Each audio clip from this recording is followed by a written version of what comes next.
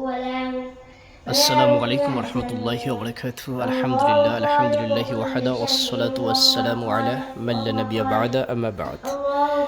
আলহামদুলিল্লাহ, সুপ্রিয় দর্শক শ্রোতা ও প্রিয় দিনী ভাইরা, আপনারা দেখতে পাচ্ছেন হামজা রাদিয়াল্লাহু আনহু সালাফিয়া মডেল মাদ্রাসার হিফজ বিভাগের প্রতি 12 দিন পর পর যে তাদের হিফজের টার্গেট ভিত্তিক যে পরীক্ষা হয় সেই পরীক্ষা অনুষ্ঠিত হয়েছে। আলহামদুলিল্লাহ, আমাদের পরীক্ষার্থীদেরকে আপনারা দেখতে পাচ্ছেন হিফজ নাজারা বিভাগের স্নেহের প্রাণপ্রিয় সোনামণিরা তারা বসে রয়েছেন পরীক্ষার জন্য।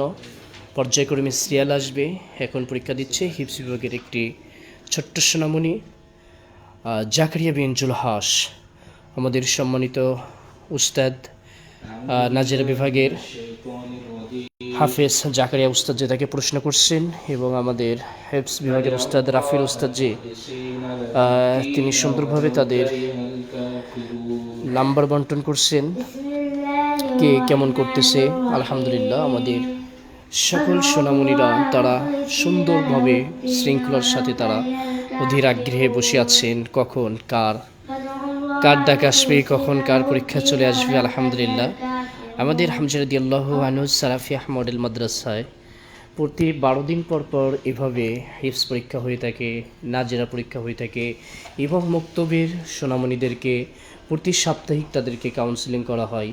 কে কোন অবস্থায় আছে, কার পড়ালেখা কত দূর কী অবস্থা, কিভাবে তাকে নাজেরাতে নিয়ে আসা যায়, কিভাবে হিফজে নিয়ে আসা যায়, এভাবে আমাদের সর্বদা আমাদের প্রচেষ্টা থাকে। আলহামদুলিল্লাহ, এবং আর এই যে হিফজ বিভাগের যে সকল ছাত্ররা কীভাবে এদের দ্রুত হিফজ করা যায়, হাফিজ করা যায়, এবং কিভাবে এদের এটা ইয়াদটা আরও সুন্দর বেশি থাকে, তার যাবতীয় সকল প্রচেষ্টা আমরা করে থাকি। আলহামদুলিল্লাহ, আল্লাহ সুবহানাহু ওয়া তাআলার কাছে আপনারা সকলে দোয়া করবেন, আল্লাহ সুবহানাহু ওয়া তাআলা যেন এই সকল সোনামণিদেরকে যেন দিনের প্রকৃত দায়ী এবং কোরআনের একনিষ্ঠ খাদিম হিসেবে আল্লাহ সুবহানাহু ওয়া তাআলা যেন কবুল করে, এবং ইয়াদ সম্পূর্ণ হাফেজ জন্য আল্লাহ তাদেরকে কবুল করে নেয়। আর যাতে ইয়াদ সম্পূর্ণ এবং দ্রুত যাতে ভালো করে হাফেজ হতে পারে, সেই কারণে আমাদের এত প্রচেষ্টা, এত মেহনত। আলহামদুলিল্লাহ, আমাদের সম্মানিত উস্তাদগণ অনেক মেহনত করেন আমাদের ছাত্রদের জন্য। আলহামদুলিল্লাহ, এবং সকলে আপনারা বিশেষ করে আপনাদের প্রতি উদাত্ত আহ্বান, সকলে এই কোরআনের জন্য আপনারা মেহনত করবেন, কোরআনের প্রতি আপনারা সবসময় মেহনত করবেন। যে যেদিক থেকে পারবেন সেইভাবে কোরআনের প্রতি মেহনত করবেন, নিজে কোরআন পড়বেন, অন্যকে কোরআন পড়ানো শেখাবেন, কোরআন পড়ানোর ব্যবস্থা করবেন। আপনারা এখন দেখা যাচ্ছে আপনি হিফজ করতে পারছেন না, যতটুকু পারেন ততটুকু চেষ্টা করবেন। নিজে পারছেন না, আপনার সন্তানকে আপনি হাফেজ তৈরি করবেন, এভাবে চেষ্টা করতে হবে। কারণ আল্লাহ নবী সাল্লাল্লাহু আলাইহি ওয়াসাল্লাম বলছেন, খায়রুকুম মান তাআল্লামাল কুরআনা ওয়া আল্লামাহু, তোমাদের মধ্যে ওই ব্যক্তি সর্বোত্তম ব্যক্তি যে ব্যক্তি নিজে কোরআন শিক্ষা করে এবং অপরকে কোরআন শিক্ষা দেয়। তাহলে আমাদের মাঝে সবচেয়ে সর্বোত্তম ব্যক্তি হচ্ছে সেই যে ব্যক্তি নিজে কোরআন শিক্ষা করতেছে, নিজে কোরআন যে ব্যক্তি শিখছে। শুধু বলা হয় না যে কোরআন শিক্ষা দিচ্ছে, বলছে ওই ব্যক্তি সর্বোত্তম যে কোরআন শিখতেছে। তাহলে যে কোরআন শিখে, তাহলে ওই ব্যক্তি কি তাহলে কি কোনো ছোট ব্যক্তি? আর যে ব্যক্তি কোরআন শিক্ষা দিচ্ছে ওই ব্যক্তি তো মহান ব্যক্তি হচ্ছে, ওই ব্যক্তি আরো শ্রেষ্ঠ ব্যক্তি হচ্ছে। আল্লাহু আকবার। আমরা সকলেই জানি যে ব্যক্তি কোরআন, আল্লাহ নবী সাল্লাল্লাহু আলাইহি ওয়াসাল্লাম সহিহ বুখারীর 4937 নম্বর হাদিসে আল্লাহ নবী সাল্লাল্লাহু আলাইহি ওয়াসাল্লাম যে বলছেন যে ব্যক্তি কোরআন পাঠ করে ও তার হাফেজ, ও হুয়া হাফিজুন লাহু, এবং সে অনুযায়ী যে সকল হাফেজ ওই হাফেজ অনুযায়ী কোরআন অনুযায়ী যারা আমল করে, সে কিয়ামতের দিন সম্মানিত ফেরেশতাগণদের সাথে ওই ব্যক্তি থাকবেন। আল্লাহু আকবার। আল্লাহ নবী সাল্লাল্লাহু আলাইহি ওয়াসাল্লাম বলছেন, আর যে ব্যক্তি কোরআন পাঠ করে ও কষ্ট হয়, বেঁধে যায়, কোরআন সুন্দরভাবে পাঠ করতে পারে না, এবং কোরআনের সঠিকভাবে হেফাজত করে, তার জন্য রয়েছে দ্বিগুণ পুরস্কার। সুবহানাল্লাহ। আল্লাহ নবী সাল্লাল্লাহু আলাইহি ওয়াসাল্লাম আরো বলছেন তিরমিজি 2914 নম্বর হাদিসের মধ্যে যে তিনি বলেন, কোরআনের হাফেজকে কিয়ামতের দিন বলা হবে, ইকরা, তুমি তিলাওয়াত করো এবং উপরে উঠতে থাকো, তার তিলের সাথে পাঠ করতে থাকো, যেভাবে দুনিয়াতে তুমি পাঠ করতে। তাহলে দুনিয়াতে যদি আমরা কোরআন পাঠ না করি, তাহলে আমরা কিয়ামতের দিন সেদিনকে পাঠ করতে পারবো? আর সেদিনকে যদি পাঠ করবো, আল্লাহ নবী সাল্লাল্লাহু আলাইহি ওয়াসাল্লাম বলছেন, তোমরা তোমাদের মর্যাদার সর্বোচ্চ স্তর হলে তোমরা পঠিত সর্বশেষ আয়াতের নিকটে।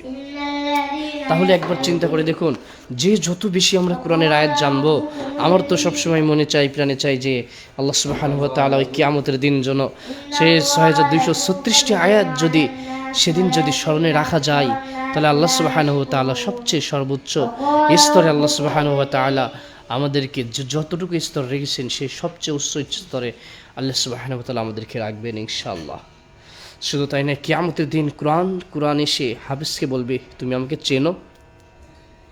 এই যে এই কোরআন কিয়ামতের দিন এসে হাফেজকে বলবে, তুমি আমাকে চেনো? এই কোরআন তখন আমি বলবো, কে তুমি?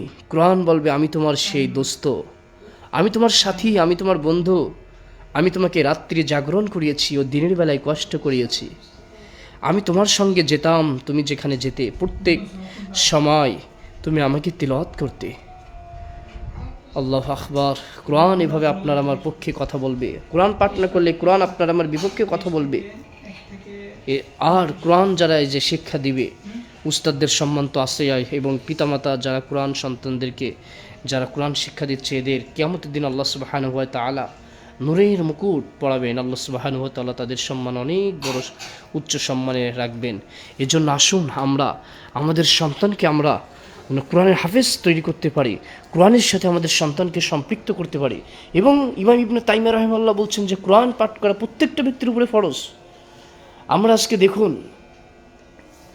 আপনার আমার সন্তানকে দুনিয়াবি কত শিক্ষা দিচ্ছি, দুনিয়াবি কত লেখাপড়া করাচ্ছি, অথচ আপনার আমার সন্তানের ভিতরে কোরআনের জ্ঞান নাই। আমি একটিবারও কখনো গুরুত্বও দেই না। আমি সবচেয়ে অবহেলা করি কোরআনের জন্য। দেখা যাচ্ছে কোরআনের জন্য কখনো একটা ভালো কারির কাছে, ভালো একটা হাফেজের কাছে আমি নিয়ে যাই না। কিন্তু কোরআন আপনার কিয়ামতের দিন যাবে। দুনিয়াবি শিক্ষার জন্য আমি যখন ফিজিক্স সায়েন্সে একটি ছাত্রকে যখন আপনি ভর্তি করাচ্ছেন, তখন ফিজিক্সের জন্য আলাদা একটি সুন্দর ভালো মানের টিচার খুঁজেন, কেমিস্ট্রির জন্য টিচার খুঁজেন, বায়োলজির জন্য টিচার খুঁজেন, হায়ার ম্যাথের জন্য টিচার খুঁজেন, 4টা সাবজেক্টে 4টা টিচার আপনি খুঁজেন। আর আর্টসের সাবজেক্টগুলো তো সাথে থাকেই। আর পৃথিবীর সবচেয়ে শ্রেষ্ঠ গ্রন্থ যেটি কোরআন, সেটার জন্য আপনি কয়টা টিচার খুঁজেছেন? আপনার সন্তানের জন্য কতটুকু আপনি আজকে সময় ব্যয় করেছেন, অর্থ ব্যয় করেছেন? সুপ্রিয় দর্শক শ্রোতা, এই জন্য আপনার সন্তানকে অবশ্যই কোরআনের শিক্ষা দিতে হবে। যখন এই কোরআনের শিক্ষা থাকবে, এই সন্তান যখন বলবে রব্বিরহামহুমা কামা রাব্বায়ানি সাগীরা, রব্বির, হে আমার রব, হামহুমা, তুমি তাদের প্রতি সেইভাবে দয়া করো, কামা রাব্বায়ানি সাগীরা, তারা আমাকে যেভাবে বাল্য অবস্থায় আমাকে লালন পালন করেছিল, যেভাবে দয়া করেছিল। তাহলে আপনার সন্তান যখন এই দোয়াটি পাঠ করবে, সন্তান যখন এই কথাগুলো বলবে, আপনি সন্তানকে যেভাবে ছোটবেলায় মানুষ করেছিলেন, আপনার সন্তান আল্লাহকে বলবে, আল্লাহ আমাকে যেভাবে লালন পালন করেছিল আমার বাবা মা, তুমি তাদেরকে সেভাবে লালন পালন করো। কিন্তু আপনার সন্তানকে যদি আপনি রব্বিরহামহুমা কামা রাব্বায়ানি সাগীরা যদি না শিখান, আপনার সন্তানকে এই দোয়া পাঠ করতে পারবে? আজকে দেখুন, গত 18 তারিখে একটি ভিডিও দেখছিলাম আমি, রংপুর বৃদ্ধাশ্রমে এক মুরব্বী, তিনি হচ্ছে ঢাকা বাংলা কলেজের অধ্যাপক ছিলেন, পলিটিক্যাল সায়েন্স ডিপার্টমেন্টে। তিনি তার সন্তানরা তাকে বাড়ি থেকে বাহির করে দিয়েছেন, দিয়ে তিনি গ্রামের বাড়িতে চলে গেছেন। তার সন্তানরা সবাই বিভিন্ন জায়গায় বিভিন্নভাবে ভালো উচ্চ পদে, দুনিয়াবি উচ্চ পদে তারা ভালো স্থানে রয়েছেন, অথচ তার সন্তানরা তার বাড়ি থেকে বাহির করে দিচ্ছেন। অথচ তিনি একটা সময় ঢাকা বাংলা কলেজের তিনি অধ্যাপক ছিলেন। আজকে তার কোরআনের শিক্ষা যদি থাকতো, এমন একজন শিক্ষিত ব্যক্তিকে তার সন্তান কখনো উচ্চস্বরে কথা পর্যন্ত বলতো না। সে পিতাটি অভিমান করে বৃদ্ধাশ্রমে চলে গেছে। এভাবে আপনি দেখুন কয়টা হাফেজের বাবা, কয়টা আলেমের বাবা বৃদ্ধাশ্রমে রয়েছে। এজন্য আপনি সন্তানকে যে শিক্ষাই দেন না কেন, সকল শিক্ষা দিতে হবে, অবশ্যই শিক্ষা দিতে হবে, কিন্তু সর্বপ্রথমে কোরআনের শিক্ষা দিতে হবে। তাই আসুন আল্লাহ সুবহানাহু ওয়া তাআলা আমাদের সকলকে কোরআন শিক্ষা অর্জন করার তৌফিক দান করুক এবং কোরআন অনুযায়ী আমাদের জীবন বাস্তবায়ন করার তৌফিক দান করুক। আমিন। আসসালামু আলাইকুম ওয়া রাহমাতুল্লাহি ওয়া বারাকাতুহু।